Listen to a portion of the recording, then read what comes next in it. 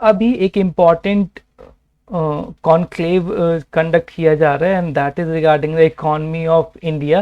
That is the Kautilya economy conclave 2024, fourth edition है, जहाँ पर प्राइम मिनिस्टर और इवन जो हमारे फाइनेंस मिनिस्टर हैं, ये दोनों उन्हें एड्रेस किया और इंडिया के पोटेंशियल फ्यूचर के बारे में काफ़ी इंपॉर्टेंट सिग्निफिकेंट इन्फॉर्मेशन बताई। एंड वो इन्फॉर्मेशन डिफाइन करते कि हमारा फ्यूचर पाथ क्या होने वाला है और कैसे काम कर रही है करंट गवर्नमेंट या जो हमारा हमारे नेशनल इकॉनमी है, राइट, इन शॉर्ट जीडीपी जिसको हम जनरली कहते हैं। सो सिंपली इसको न्यूज़ में भी बहुत ज़्यादा कवरेज दी जा रही है, क्योंकि जब इसकी इनॉग्रल सेरेमनी थी तो मिसेस निर्मला सीतारमन जो कि फाइनेंस मिनिस्टर, उन्होंने कई सारी इंपॉर्टेंट बातें की। सबसे ज़्यादा इंपॉर्टेंट बात थी पर कैपिटा इनकम के ऊपर इनका comment, plus standard of living के लिए। इन्होंने कहा कि स्टैंडर्ड ऑफ लिविंग बहुत फास्टर वे में हमारा इम्प्रूव हो रहा है और इन कमिंग डिकेड्स हम बहुत अच्छे स्टैंडर्ड ऑफ लिविंग को अचीव करेंगे, हम means as a common person. Apart PM Modi भी ने भी इस कॉन्क्लेव को एड्रेस किया और यहाँ पर इन्होंने एक इम्पॉर्टेंट मंत्रा दिया, राइट, और ये मंत्रा था mantra of reform, perform and transform.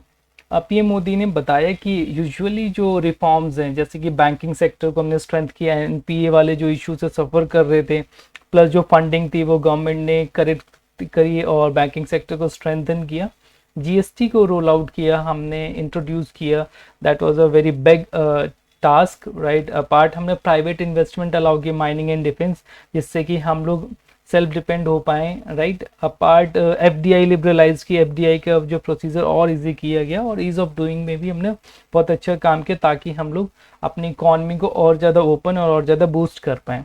So that is all about. Apart जो बैंक्रप्सी इंसॉल्वेंसी कोड लाए गए, ताकि जो कंपनीज हैं जो सफ़र कर रही हैं वो प्रॉपरली अपना जो भी इश्यूज हैं regarding the default and all, उनको रिजॉल्व कर पाएँ, right, and the pending cases को उससे फ्री हो पाएँ।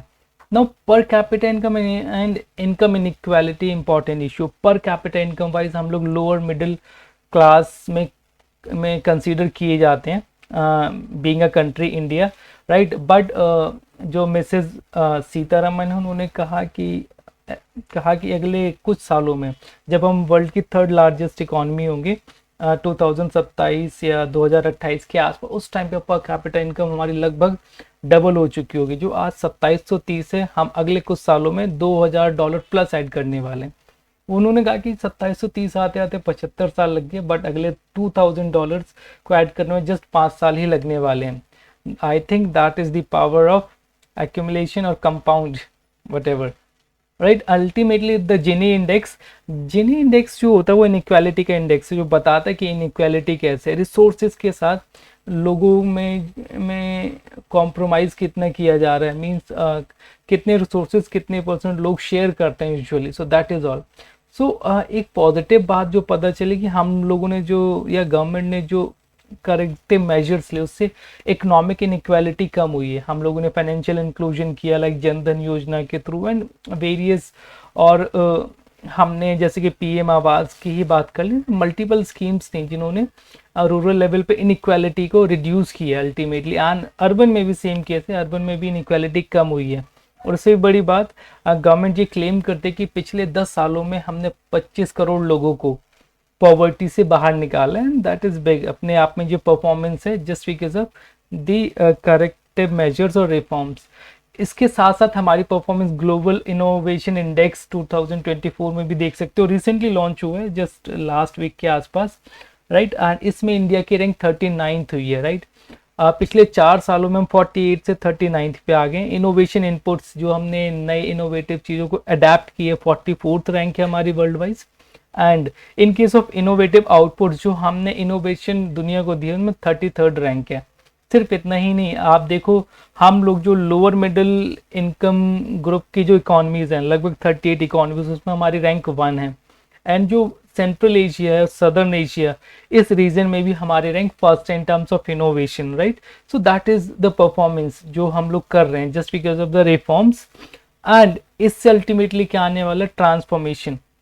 Transformation in terms of standard of living. Standard of living basically ये पिक्चर आपको डिफाइन करेगी, जहाँ पे आप क्वालिटी ऑफ लाइफ की बात करते हो या मटेरियल प्रॉस्पेरिटी की। फॉर अ गुड फूड, आपके पास सोशल सिक्योरिटी है, आपके पास अच्छी एजुकेशन है, राइट, आपके पास अच्छी हेल्थ सर्विसेज हैं, अच्छा इंफ्रास्ट्रक्चर है for transportation and all, environment friendly area में रहते हैं। That is all about the standard of living, जो कि हम लोग बहुत अच्छे वे में बूस्ट करने वाले हैं ना in upcoming decades, right. So ultimately जो हमारा अमृत काल चल रहा है, और 2047 में जब हमारे इंडिपेंडेंस के 100 ईयर्स को सेलिब्रेट कर रहे होंगे, उस टाइम तक हमारी विजन है कि हम एक डेवलप्ड नेशन बन जाएंगे।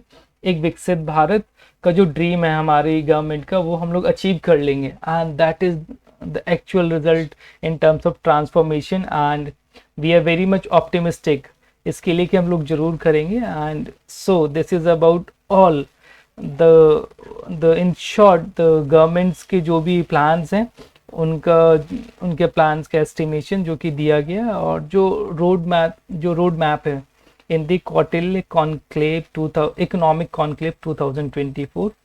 तो thank you so much. By the way, development कहते किसे हैं? If you know, please do comment for this.